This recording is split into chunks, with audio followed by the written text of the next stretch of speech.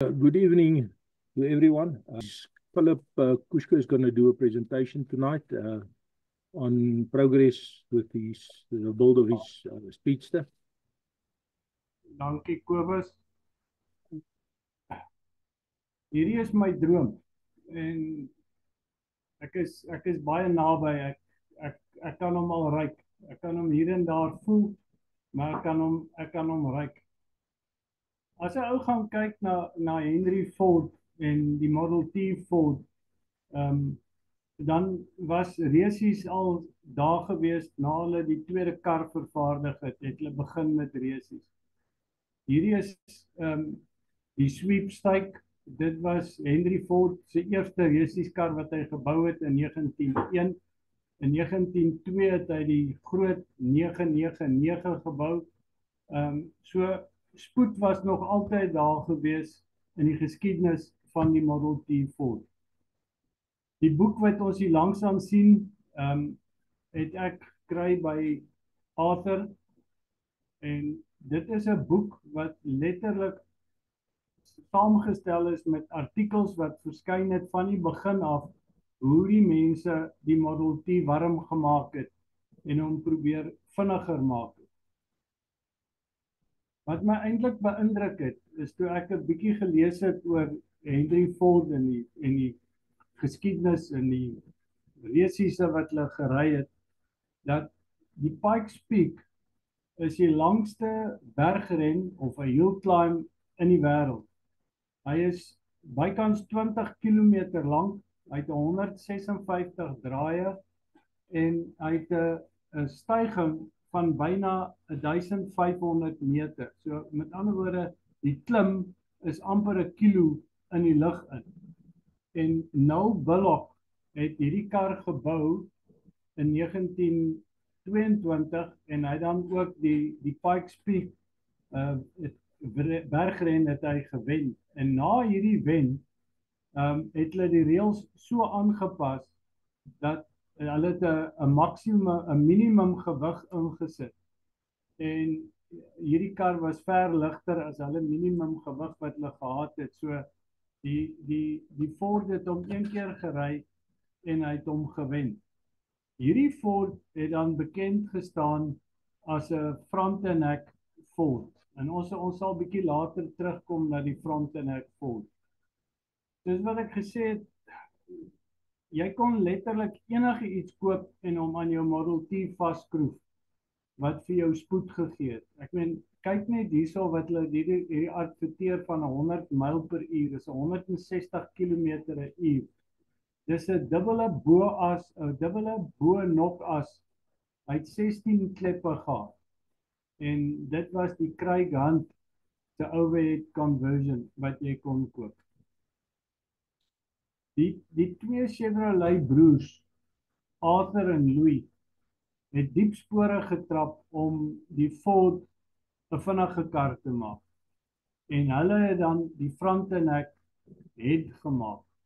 Hulle het dan ook 'n besigheid gestig, Frontenac Ford, wat spesifiek vir Ford en Whippet en Chev spoedonderdele vervaardig het.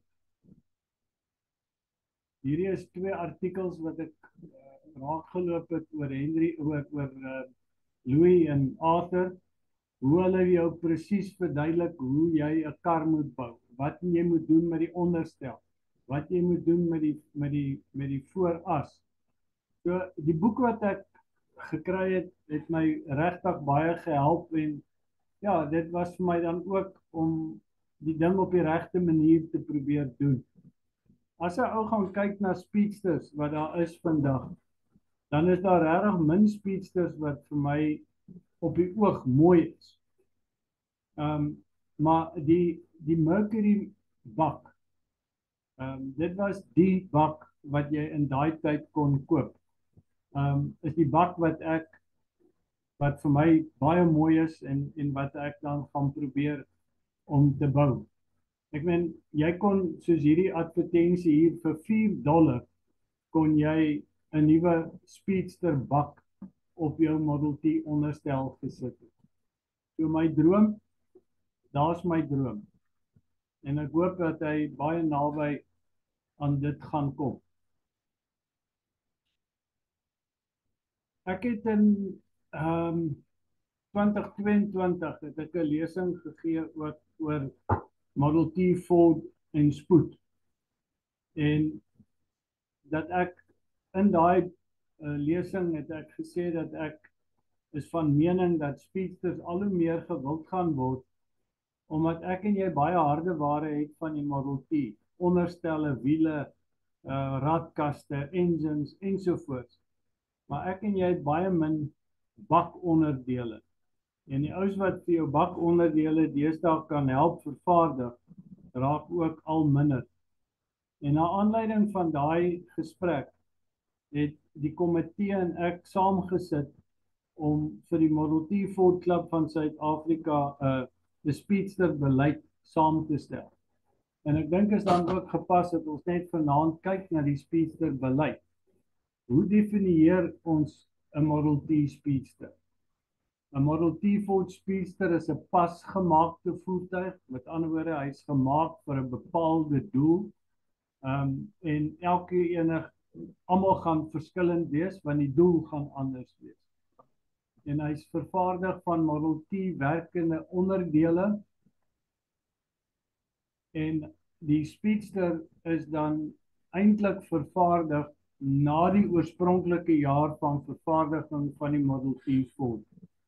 Met ander woorde, my kar is 'n April 27 P, maar in werklikheid sal dit dan eintlik 'n 28 speedster wees. Want niemand gaan 'n April 'n kar koop, die kar uitmekaar uithaal en hom opsaag en hom verander. So speedsters is dan ook gewoonlik vervaardig van tweedehandse Model T Fords. En dan is daar vrae gevra, maar kan jy 'n ander engine insit? Wat van ander vergassers op die kar sit? En daarom het die klub gevoel dat daar definitiewe kriteria moet wees vir die speedster. So hier volg hulle. Hy moet 'n oorspronklike engine blok hê. So as jy na die blok van buite kyk, hy moet oorspronklik wees. Wat binne-in is, okay, dis 'n geheim. Hy moet 'n oorspronklike oliepan hê. En dan 50% van die onderstel moet Model T wees. En 50% van die ewenaar moet 'n Model T ewenaar wees. Nou kan jy vir my vra, maar hoekom 50%? Baie ouens het 'n ratsel ewenaar ingesit en dan is die ander helfte is dan nie heeltemal Model T nie. En hy moet 'n oorspronklike Model T radkas in. Alright, so ons het gesê hy moet era korrek wees en toe die komitee ook gevoel dat 'n ou daai era korrek moet jy kan definieer en hulle het dit gedefinieer dat dit 31 Desember 1929 is. In ander woorde, ek kan nie, streng gesproke kan ek nie model A wiele op my kar sit. Want model, wel ek kan, as dit IR wiele is, want hulle het in 28 uitgekom, maar ek kan nie 1930 wiele opsit nie. So my afsnydatum vir die speedster, die onderdele wat gebruik word, is 31 Desember 1929. En ek dink die klub het hierdie ingestel om die, kom ons noem dit die, soek nou 'n woord, maar om die oorspronklikheid of die integriteit, dit is die woord wat ek soek, die integriteit van die Model T te beskerm. Ek het begin met hierdie bak, omdat dit die bak is wat vir my die mooiste is. En ek het begin met hom, met die onderstel. Nou hier, laat ek net terugkom en sê, al die onderdele wat ek op hierdie speedster gebruik, is regtig die minder goeie onderdele. Onderdele wat Jan Alleman miskien 2 keer sal dink om 'n Model T Ford van te bou. Soos jy hier kan sien, die onderstel, ek het 2 verskillende onderstelle gehad. Philip het vir my hierdie onderstel gegee. Hy was afgesaag, dis 'n 26, en ek het ook 'n afgesaagde voorkant gehad. So ek het hierdie 2 met mekaar getrou.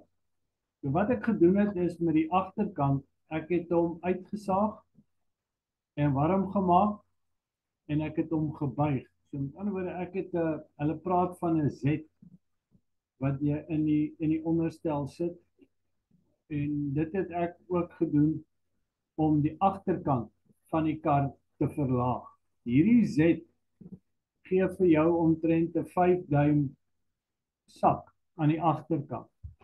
So wat ek gedoen het is, ek het 'n patroon geteken en toe het hulle vir my 'n 4 mm staal uit laser, het hulle dit vir my gesny, en toe het ek dit vir 'n vriend van my gevat, en hy het hom toe vir my ingeswys, en die voorkant van die onderstel het hy dan ook vir my ingeswys.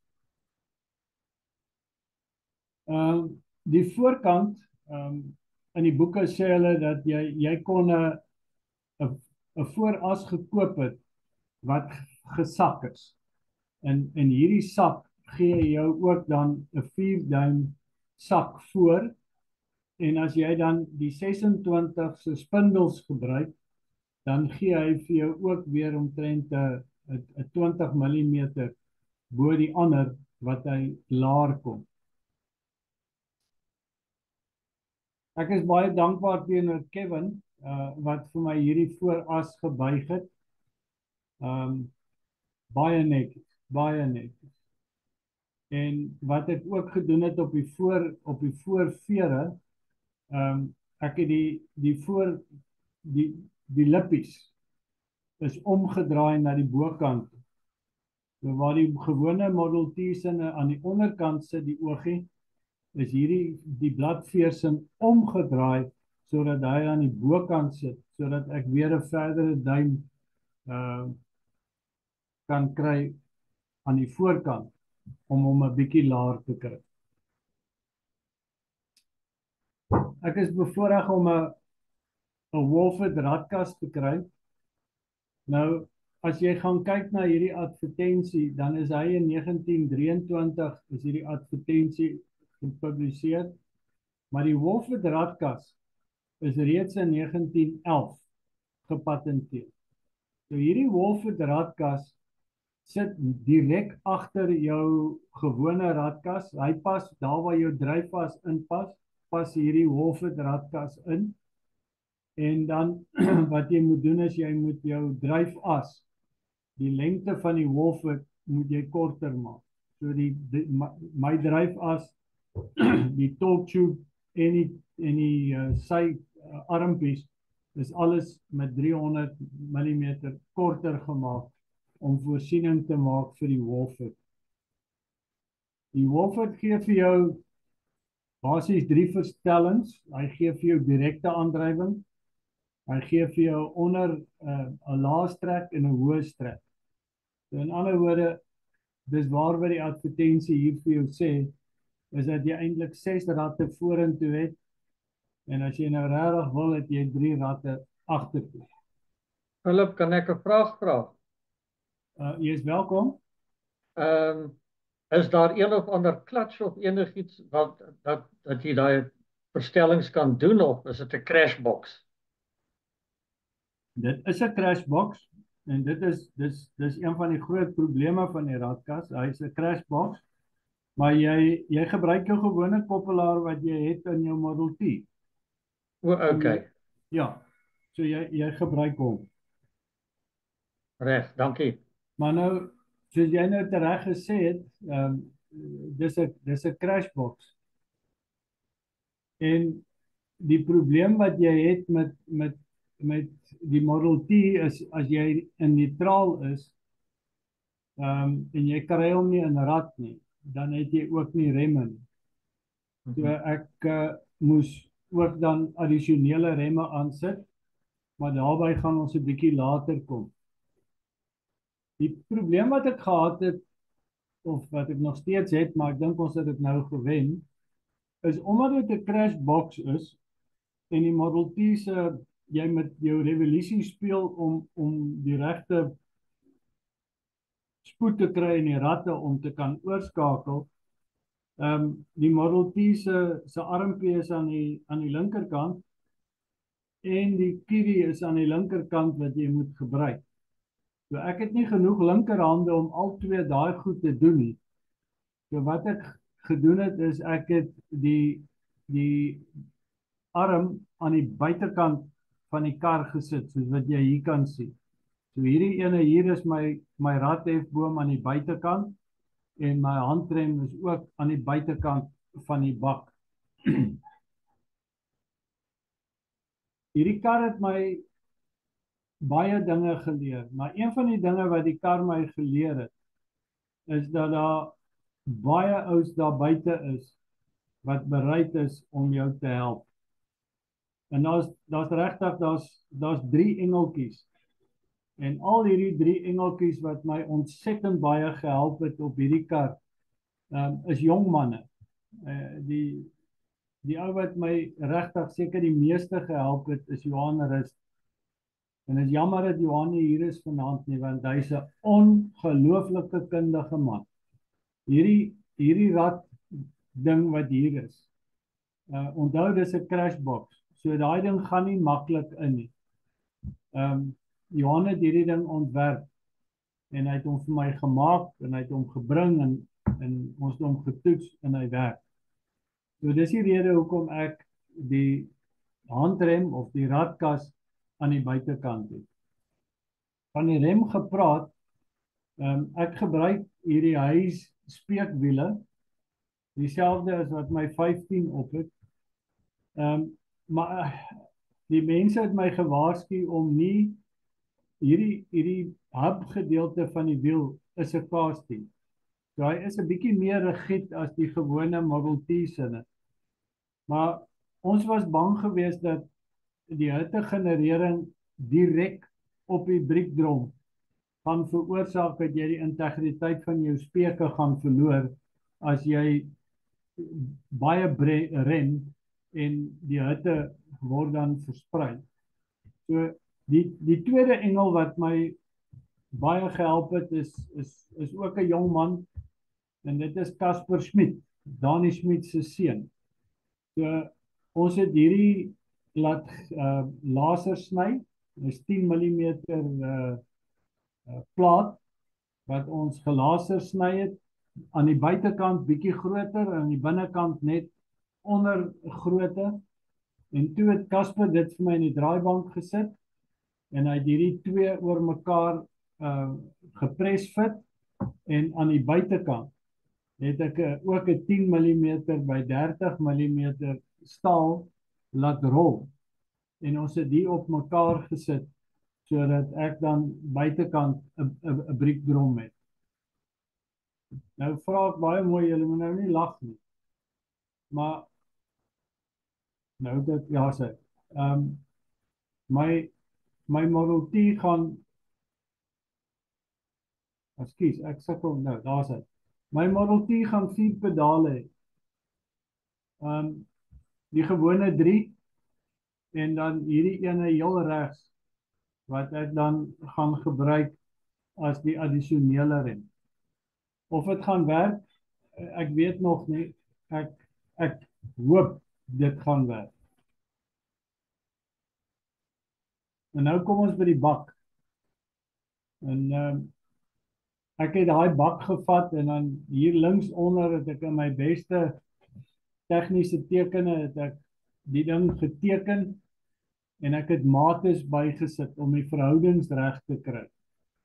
En toe het ek hierdie met Johan Rust bespreek en toe het Johan gegaan en hy het vir my hierdie hele ding op rekenaar gesit. En wat nou baie oulik was is Johan het dan vir my gewys, dan het ons hy kan hierdie ding roteer, so jy kan hom letterlik in 3 dimensies, van voor, van agter, van onder, van enige kant kan jy die ding bekyk. En het ons 'n paar veranderinge gemaak en Johan het toe hierdie ding uitgesny met 'n CNC router. En ons het hom aan mekaar gesit en ons het hom met 'n glue gun sommer net bietjie stewigheid gegee. En dit was dan konsep nommer 1 van die bak.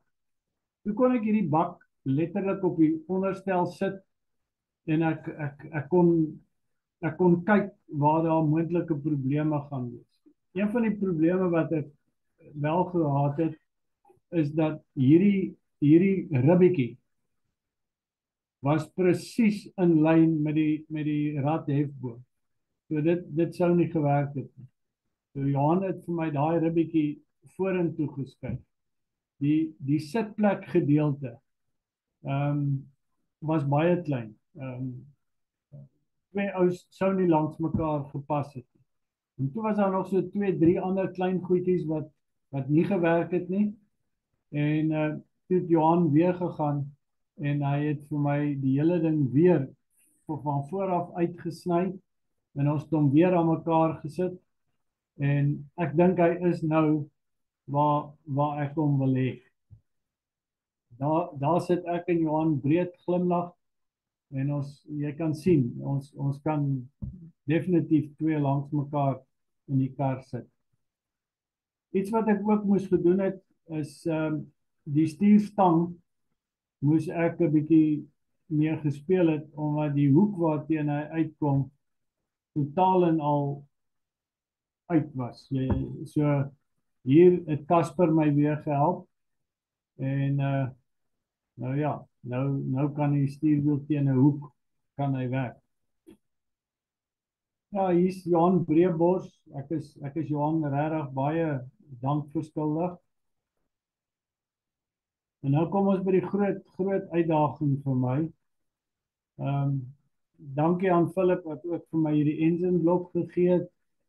En dit moet een van die heel laaste Model T blokke wees wat die lig gesien het, want is 4 April 27. So dit is 'n 27 blok.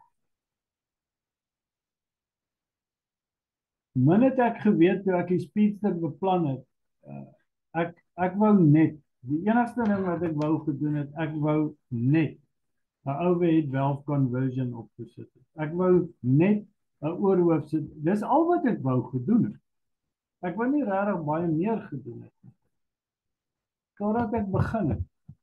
En toe ek begin, was dit letterlik soos 'n domino effek. Die een ding het net die volgende ding geroep. Toe ons die sommetjies maak, die gemiddelde Model T stoot seker omtrent, as hy baie sterk is, dan stoot hy so 18 perdekrag.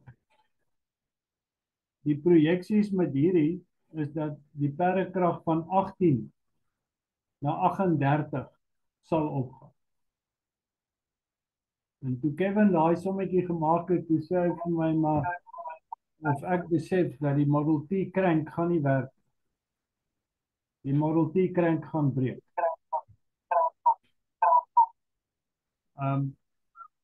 So die een ding het net die volgende ding geroep. Hier het ek nou begin, hierdie is 'n gewone Model T silinderkop soos wat jy hom ken. Hierdie is die blok in die ingenieursplek waar hulle hom nou vir my bo, het hulle hom mooi gestuur. Al hierdie gate het helicoils in. So daar in die agtergrond kan jy die omskakelingsplaat sien. En daai is die silinderkop wat ek gebruik het aan die onderkant. So my uitdaging was nou om 'n stuk staal te kry om tussen hierdie twee te pas sodat al die goedjies werk. So die omskakelingsplaat, ek het letterlik ure spandeer om sulke noem dit nou maar papier of karton patroontjies te maak van die een en van die ander en dan het ek hulle op mekaar gesit En toe het ek hulle gevat na die derde engel toe. En dit is Julian Jansen van Rensburg. Is ook 'n jong man in ons klub. En Julian het hierdie ding vir my geteken. En toe het ons seker 3 verskillende plate gemaak. Maar ons het een gemaak en dan het ons hom gaan toets. En dan het ons hier en daar 'n gat verskuif en dan het ons agtergekom maar ons het nie waterpoorte stem nie heeltemal ooreen nie. So dit was 'n proses gewees. En toe uiteindelik het ek die omskakelingsplaat laat laser. Dis 'n 25 mm plaat wat hulle vir my gesny het. Hierdie plaat is dan letterlik vasgesement aan die onderkant. Hy sal nooit weer kan afkom van die bestaande Model T blok. Hy's vas. Ons het silindervoerings, hulle het hom toe geboor en toe het ons silindervoerings ingesit van hier af regdeur tot onder.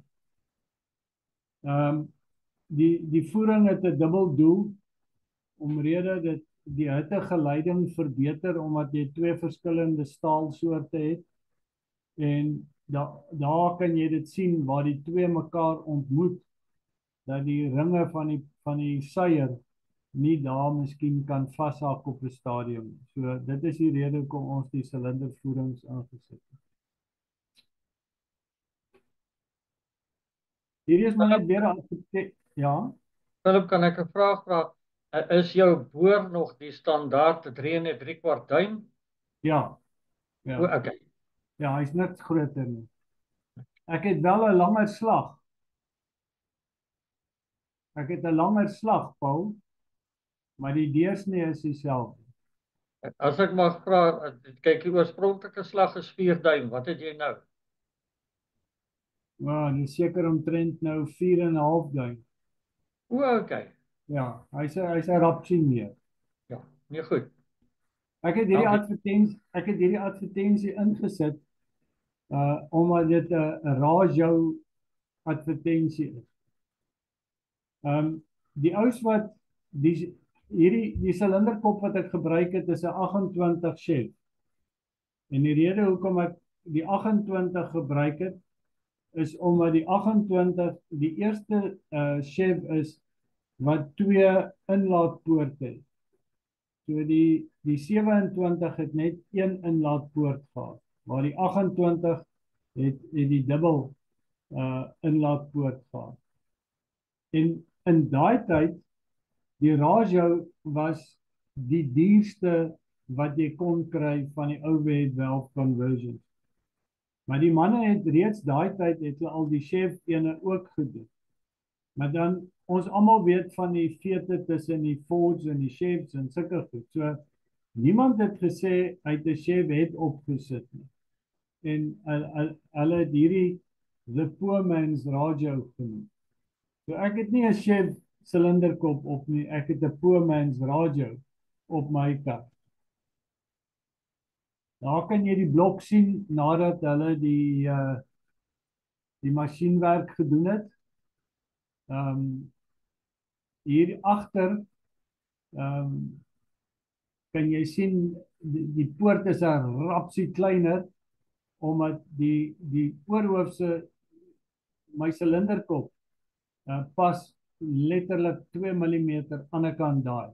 So die gat aan die agterkant moes ons 'n rapsie kleiner maak en dan het ons 2 ekstra gate wat nie in die Model T blok is nie. Daai ene en daai ene het ons dan dwars deur geboor, deur die omskakelingsplaat, dwars deur die Model T se top tot in sy waterpoorte. So dis hoe hy lyk.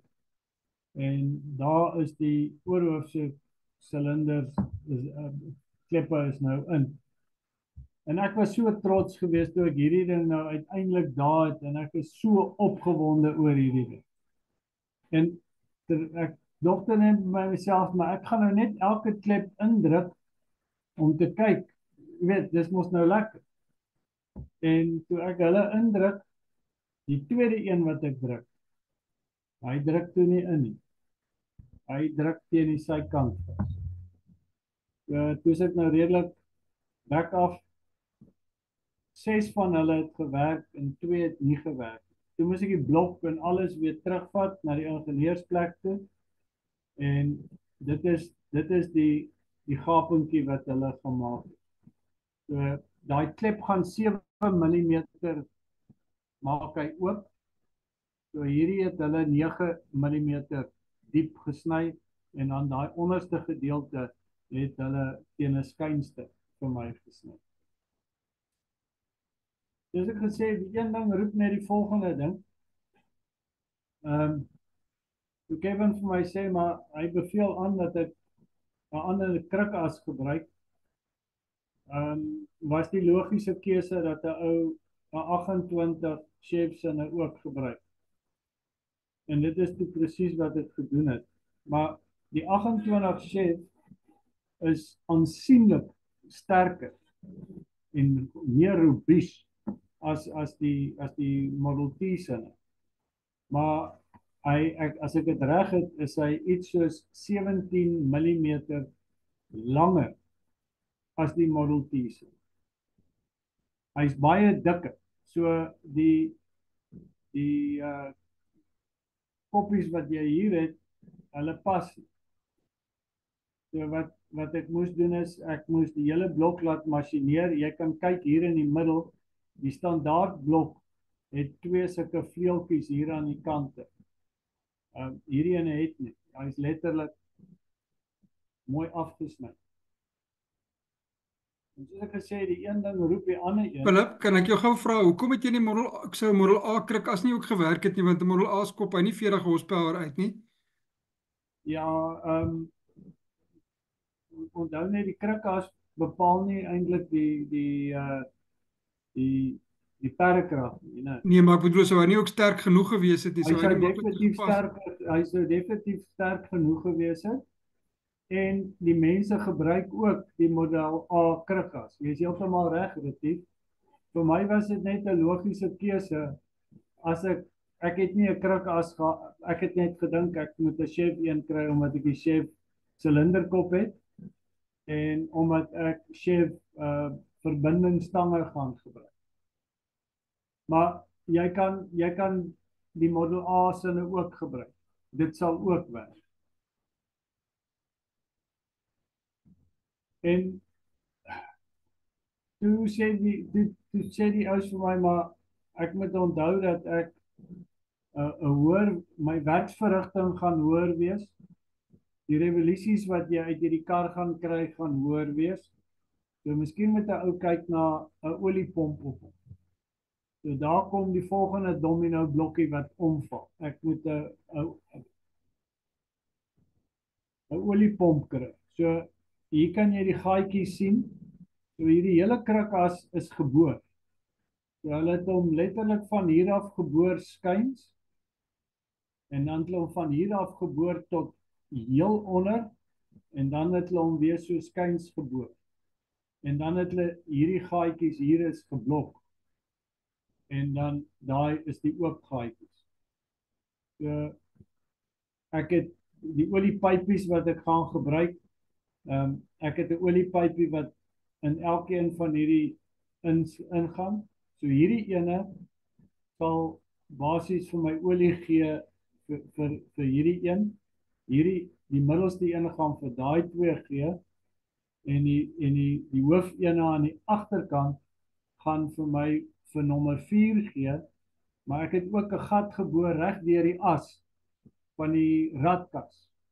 En in die radkas as het ek gate geboor waar die radkas dromme is.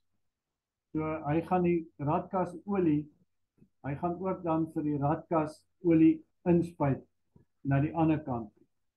En die oorvloei, as die drukking te hoog is, sal die olie dan, die oortollige olie, sal dan van bo af op die radkas dromme, sal hy die olie gooi. Hierdie is maar net weer eens 'n tekening waar hulle vir jou gewys het hoe hulle dit geboor het. So ek het niks gedoen wat die ou mense, hulle het dit al lank al gedoen. Hier kan jy die caps sien. Ek het moderne laars ingesit hierso. So dit is nie weer ge-white metal. Hier kan jy dit ook duidelik sien en daar kan jy die gaatjies sien. Hoe hy gebore is. Daai hier kan jy die twee gaatjies baie mooi sien dat hulle by mekaar uitkom. Hierdie moes baie presisie werk gekos het. Okay, nou die probleem wat ek nou het is dat die radkas as ek hom vasskroef op die krukkas, dan staan hy 16 mm te ver uit. So in ander woorde, hy gaan nie pas in die skilpad gaan nie pas nie, want die dromme stem nie ooreen met die assies nie. En hy gaan ook nie hier binne in pas nie, want daar's nie genoeg spasie. So die alternatief wat ek gehad het toe is, hierdie is dan weer 'n omskakelingsplaat. Hy skroef daar vas waar jou ringe vir jou magneto vas skroef. Hy kom daar vas. So ek kan die oliepomp kan ek hierop monteer. En daai gedeelte daar gee vir my dan die spasie wat ek nodig het om letterlik my agterkant of my voorkant vorentoe te vat. Nou, kom ek verduidelik dit so. Wat ek gedoen het is, ek het hierdie dammetjie wat voor in jou oliepan is, het ek met 12 mm het ek hom vorentoe geskuif. En ek sê nou 12 mm, ek sal nou kom waar die ander 5 een is.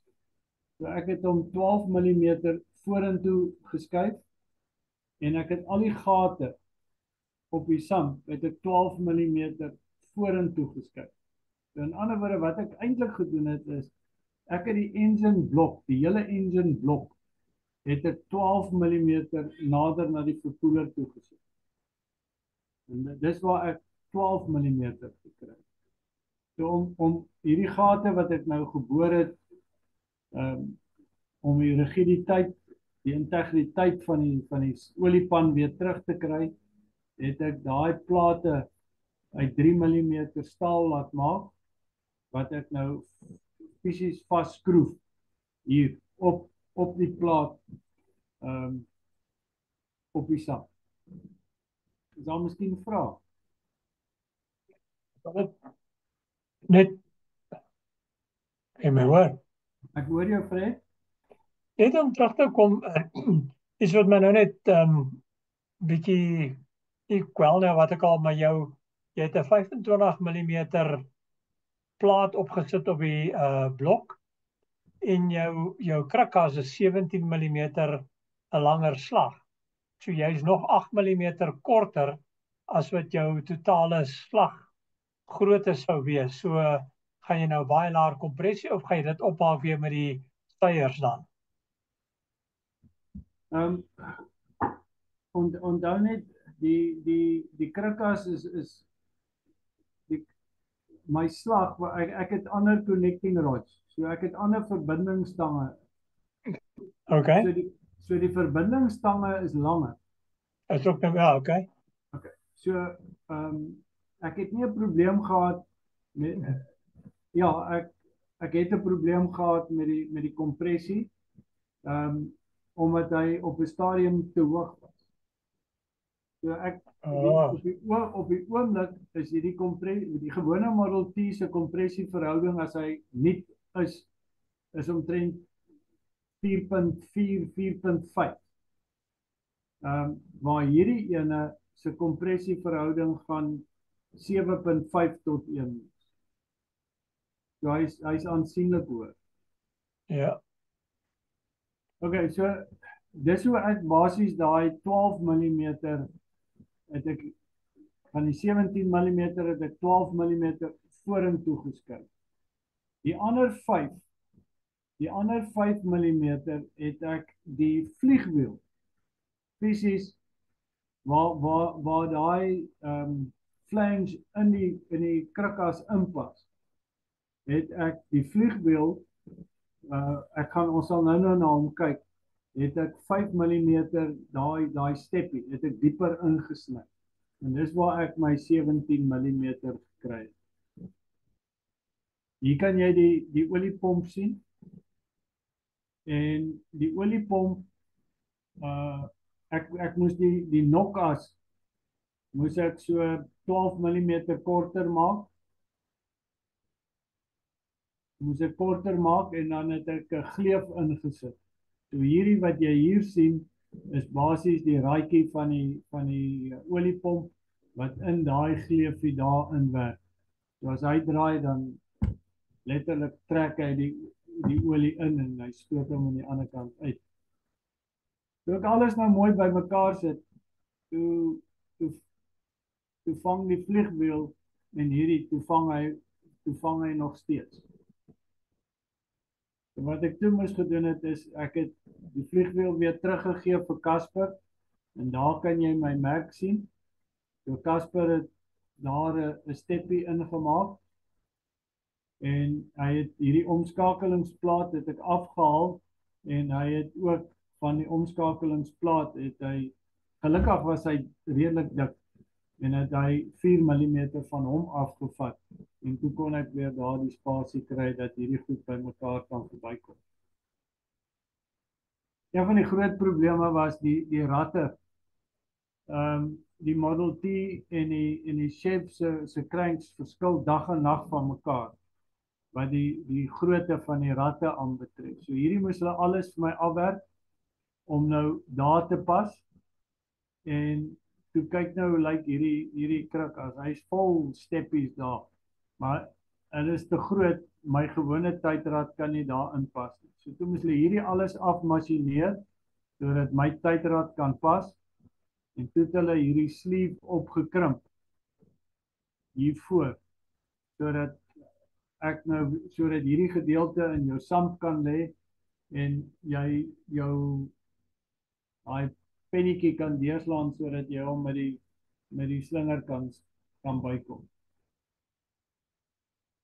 Goed, omdat 'n ou nou 'n oliepomp in het en soos ek gesê het, die domino val nog 'n blokkie. Nou weet jy jy het nou die oliepomp, 'n pomp, maar nou het jy 'n ekstra olie reservoir nodig, want jy het 'n oordentlike poel olie wat jy moet van kan trek. En die advertensie, soos ek vir jou gesê het, hulle het dit daai jare al gehad. En hierdie is dan die sand wat Johan Rust vir my ook gemaak het. Ek dink dis 'n pronkstuk. Ek is Johan baie skuldig vir dit. Dank verskuldig, baie. Goed, hierdie is die vliegwiel. Ek gaan glad nie magnete gebruik nie. Ek gaan glad nie die spoele insit nie. Ek gaan soos julle sal sien later, ek gaan gebruik maak van 'n gewone punter stelsel. Ek het nou vir Casper presies verduidelik wat ek wil hê. En nou Casper het regtig hy het wonderlik gewerk. So dis hoe die vliegwiel gelyk het. En toe hy klaar is, toe lyk hy so. Nou daai wat ek nou van gesê het waar hulle 5 mm dieper ingesny het, is hierdie gedeelte hier. Het Casper 5 mm dieper ingesny sodat ek die krank daarop kon sit. Toe ek nou die krank terugkry en ek wil nou alles weer pas, toe vind ek uit maar hierdie 4 gate wat jy gebruik om hom vas, 2 van die 4 gate het nie meer skroefdraad. Toe moes ek nou hulle nuwe helicoils insit.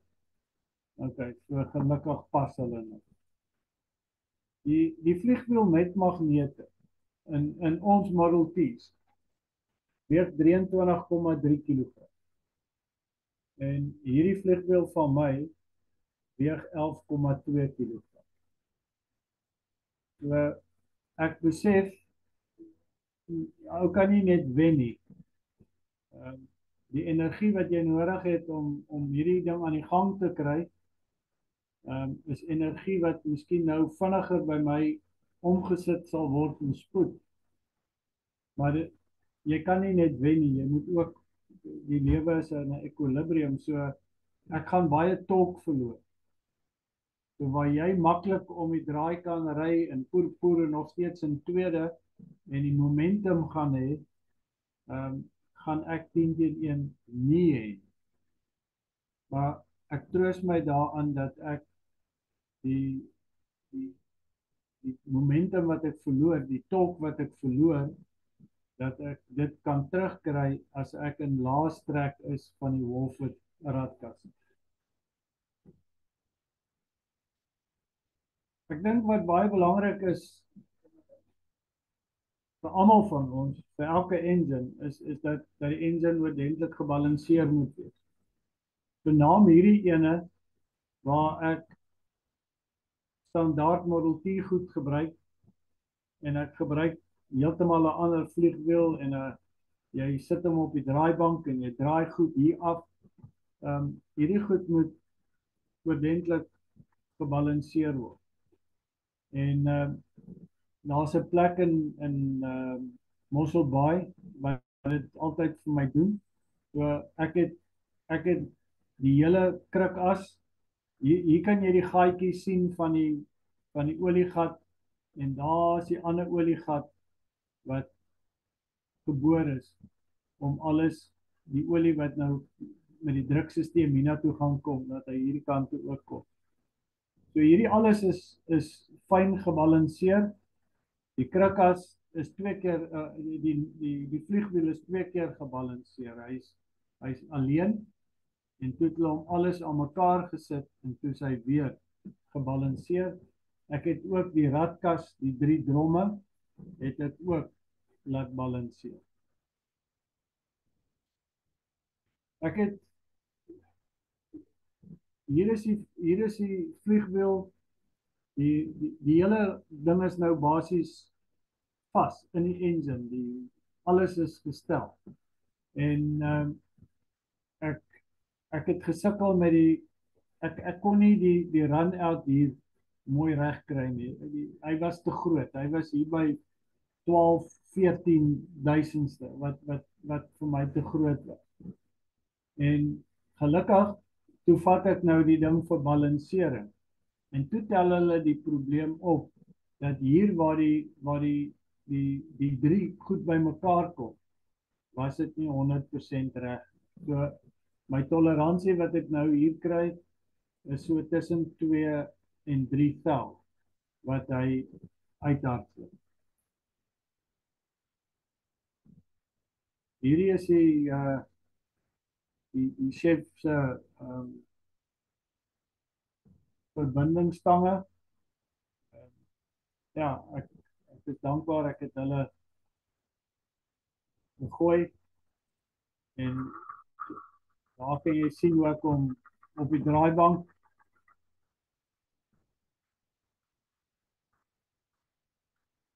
waar ek hom sny. Hier ek doen gewoonlik 5 connecting rods. Ek weet nie hoekom het ek 5 gedoen hierdie keer nie. Want ek gaan verseker as hierdie kar my langs die pad los met 'n conrod, gaan ek hom nie kan regmaak nie. Hy's bietjie te moeilik. So hier kan jy sien dat ek hulle getoets. Hulle wissel 4 van hulle. 3 van hulle is 1.5 vel clearance. Die ander ene is 2 en die 4de ene is so 1.75 vel toleransie wat ek daar het. Hierdie is die vonkverdeler wat ek gaan gebruik.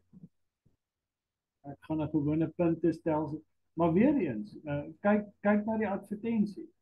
Hierdie goed high speed ignition systems. En daar was legio van hulle. Daar was 'n groot verskeidenheid van hulle. So ek was gelukkig om hierdie ene te kry. En soos jy kan sien, die goed is gemaak vir 'n Model T. Jy knip hom vas met dieselfde knippie as wat jy jou commutator insit.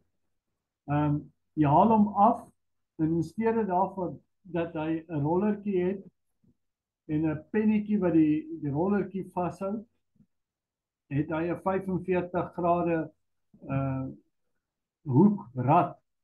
En die rad wat van bo af kom is ook 45 grade. Hy het ook 'n gaatjie en jy druk net die pennetjie in en dan is hy daar. Philip, Hallo? kan ek 'n vraag vra? Asseblief Paul. Gaan jy punte gebruik of gaan jy elektronies? Ek het gehoop niemand gaan vir my die vraag vra nie. Wat sou jy gedoen het, Paul? Elektronies. Okay, ek gaan elektronies. Dankie. So, ja. Okay. Wat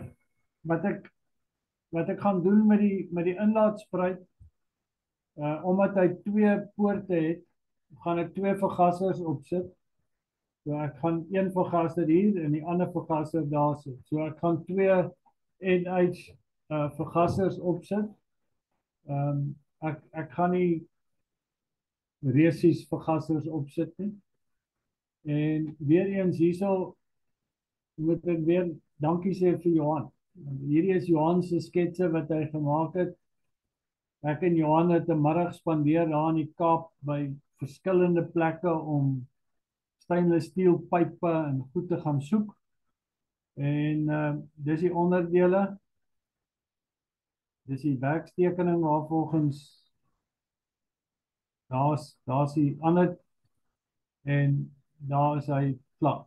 Hy moet nou net mooi gepoleer word. So lyk die engine as hy heeltemal aan mekaar is. En dan hierso sal jy ook sien, ek kan nie 'n gewone oliedoppie gebruik nie, omdat die stelsel onder druk is. So ek het iemand het vir my een van hierdie kannetjies, hierdie petrolkannetjies, hierdie ou petrolkannetjies.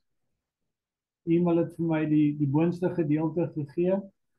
Hy pas perfek in die gat in en ek het hom daar vasgesit en dan 'n gewone olie, weet die petrolkanne wat ons het, wat jy hom vaskroep. Philip? Paul? Yes, sê my, gaan jy loop teen normale atmosferiese druk of gaan jy klein bietjie supercharge? Nee, ek weet nie van supercharge nie, nee. Nee, Paul, ek gaan net, nee. Normaal. Ja, okay. En sê my, jou suiers wat jy gebruik, neem ek aan, is chef suiers? Nee, dis nie chef suiers nie, dis Mercedes suiers. Okay, maar is dit thrust piston soos wat ons van praat? Sê weer? Is dit 'n thrust piston, met ander woorde sy gudgeon pin is effens offset? Nee, hy's nie offset nie. Gebruik 'n Mercedes nie offset gudgeon pins nie. Hoe bedoel jy offset? Met ander woorde, jou gudgeon pin is nie presies in die middel van die piston nie. Nee, hierdie is presies in die middel. Ja. Ja. Sure. Okay. Wat interessant was die push rods. Dis eintlik net verbasend dat 'n ou dink dat hierdie push rods presies dieselfde afstand tot op die millimeter is as wat die Model T voltsin is. En wat ek hier gedoen het is daai koppietjies wat jy, daai braaskoppietjies wat jy daar sien, dit is die gewone chef se push rods se bokant, en dan die onderkante wat ek hier het is aluminium. Dit is een of ander volksie se stootstange. Alright, ek is klaar. Julle moet saam met my bid dat my droom 'n waarheid kan word. Baie dankie Philip, thank you very much. Ek weet nie of daar nou nog iemand gaan wees wat 'n speaker na ek hierdie ding gesien het, sal ek bietjie klei trap vir so 'n projek. Dis 'n massiewe projek. Maar gelukkig wel dan so. Dankie Philip. Baie interessant. Ja, maar ek wil hê julle moet Sorry. Philip, ek neem aan die engine is nog nie gestart nie. Nee, ek is besig op die ek het letterlik vanoggend die Conrads gepas en ek is nou besig met die oliepypies. Die oliepypies is vir my regtig 'n groot uitdaging. Philip sal vir jou sê dat waar die pypies loop en letterlik dis 'n millimeter of 'n millimeter en 'n half wat jy speling het tussen die Conrads en die pypies. So ek is nou besig nog met die pypies. Ek moet nog die ek weet nie wat se goed in Afrikaans nie, maar dis 'n pressure relief valve en 'n check valve. So daai drukmetertjies moet ek nog kry om in te sit. En Arthur is besig om my tyd, jy weet die vonkverdeler vir my elektronies te omskakel. Ja, en dan moet ek nou regtig beginne fyn aan mekaar sit. So Ja, daai wat engine wat jy gesien het wat aan mekaar is, hy was aan mekaar. Maar ek het daai engine en ek oordryf nie as ek sê 12 keer al uitmekaar gehaal en weer aan mekaar gesit. Want elke keer dan pas jy iets en dan werk soos daai vliegwiel, dan werk hy nie, dan moet jy hom afhaal en jy weer toets. So daai engine is nou finaal. Alles pas nou wat nou moet pas. Maar nou moet ek alles uitmekaar uithaal en dan sal ek begin met die pakstukke en hom aan mekaar sit. Daar sê. Philip, dankie. Ek wil net sê, ek dink as hierdie ding klaar is en hy werk, sal ons jou nou regtig kan klassifiseer as 'n oud uit sy windgat. Ja, my droom as hy werk is ek sal graag die Simola Hillclimb met hom wil doen. Philip, I've got a question for you. I've got a question for you. Let's do it in English. Your fuel system, with the 2 NH carbs that you're going to fit on the car, will that be a pressurized fuel system with a pump, or how's your fueling going to be working?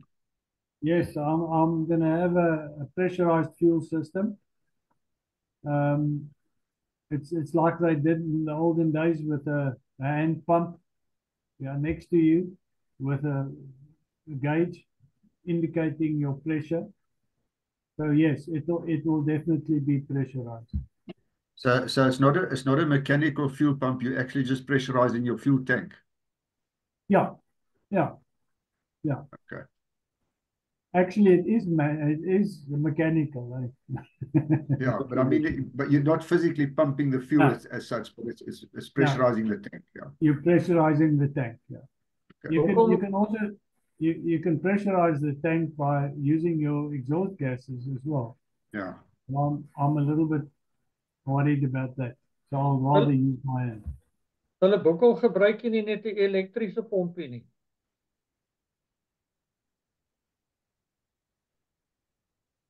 Dan moet ek gaan kyk na 'n kar wat een gehad het van daai tyd. Ja, okay. Jy onthou net the whole idea is to try and create something that is a good representation of what was made way back in 1928. Yeah, period correct. Period correct. So that's why one of the things that I love to bits is the gear lever and the handbrake on the outside. I've got wonderful images of the Bugatti, and that was period correct for those years. And so I will also have the windscreen will be. I've got two Brooklands windscreen, the Brooklands Aero windscreen. So yeah, I just want to be period correct. Anyone else? Any questions? Ek sê altyd ek is nie slim nie. Maar werklik ek ken slim mense. en dit is wat ek het hierdie droom, maar ek sou nooit hierdie droom enigsins kon vermag het as dit nie was vir Kevin wat my gehelp het met die vooras. Ek kan nie daai vooras buig nie. Ek kan. Maar Kevin kan. Johan Rust wat my gehelp het. Ek het nie 'n groot genoeg draaibank wat die vliegwiel en my wiel. So, dankie vir Casper. So, hierdie kar het my net geleer dat ek en jy is afhanklik van mekaar as jy ergens wil kom in die lewe. Jy kan nie alleen deur die lewe gaan nie. Jy het mense om jou nodig. Ja, mooi lewensles. Mooi lewensles. Thank you, Philip. Dankie, Philip. Net ietsie interessant wat vir my baie interessant was. Is toe ek nou na daai vliegwiel kyk, het ek 'n artikel gelees waar die ou gesê het, die eerste ding wat jy doen as jy 'n speedster bou, is jy gooi gewig af. Maar hoe meer gewig jy afgooi, hoe vinniger gaan jou kar wees, want jou krag wat jy eintlik hierdie hele ding aan die gang moet kry, is nie meer daan. So dis wat die ouens gedoen het, hulle die modderskerms afgegooi en ja, hulle net die kar ligter gemaak. Hoe sê hy, 'n ou kan onderskei tussen dinamiese en statiese roterende en roterend en stilstaande, statiese. So jy kry statiese en roterende massa. So as jy by roterende massa, soos wat ek nou gedoen het by die vliegwiel, by elke kilo wat jy op roterende massa afgooi, is dit gelykstaande aan 8,4 kilogram statiese massa. So as jy daai som vat, en jy dink dat ek die vliegwiel met 11 kilo, ja, amper 12 kilo, minder gemaak, en jy vermenigvul dit met die faktor van 8,4, dan kom jy net op die vliegwiel, statiese massa, het ek letterlik 100 kilogram afgegooi. En ek en jy weet wat doen gewig op 'n Model T Ford. As jy dit bysit, kom jy net nie weg. As jy dit afhaal, that improves your power to mass ratio tremendously. Nou, interessantheid ook nou met die parte wat jy nou byvoeg, bou jy nog steeds daai oudheidswaarde aan die Ford, omdat jy soveel afgehaal het en steeds parte bygevoeg het, om te klassifiseer in daai era dan, vir die Speedster. sê net weer, Fred? Ek is nie seker dat jy dit genoem het nie, waar jy nou by 50% van jou oorspronklike parte of dele moes hou. Met wat jy bygevoeg het, nou het jy heel wat chefparte bygevoeg, so is jy nog steeds onder die vlak wat jy moet behou om dan nou te klassifiseer as 'n Model T. Ja, want kyk, die klassifisering sê 'n oorspronklike engine blok.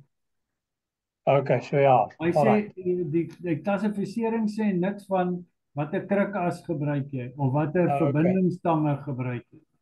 Hy sê die blok. Nou hierdie die kriteria wat ons opgestel het, is, ek wil sê, ons kriteria is nog strenger as die Amerikaanse standaard. Okay, ek het vergeet, dit was eintlik net die engine blok, ja. Dis op die res van die kar wat die gewig maak, ja. Okay, thank you, Philip, once again. Ek dink dit was baie interessant. Any questions? Anybody that still wants to ask Philip something? Ja, ek wil ook net sê, Philip, jy het goed gedoen, hoor. Dis jy het nuwe grond gebreek. Ja, maar ek dink 'n volgende ou wat 'n speedster bou, hoef nie tot hierdie ekstreem te gaan. Ja. Jy kan 'n baie goedkoop speedster bou. Wat vir jou net soveel pret en plesier gaan gee, soos wat hierdie een van my hopelik gaan gee. Ja. En jy kan dit baie meer simpel maak. Ja. Jy weet, as jy byvoorbeeld 'n hoë kompressie silinderblok kop opsit, en jy kry vir jou 'n oordentlike nokkas, en jy vergroot jou inlaatpoorte, en jy vergroot jou kleppe wat jy het op jou standaard Model T. As jy nou daai ding gaan kyk, gaan hy, en jy sit vir jou 'n 3.1 radverhouding in die ewenaar. Jy gaan 'n bitter vinnige kar hê. Jy gaan 'n Model T hê wat baie maklik 80-85 km/h gaan ry.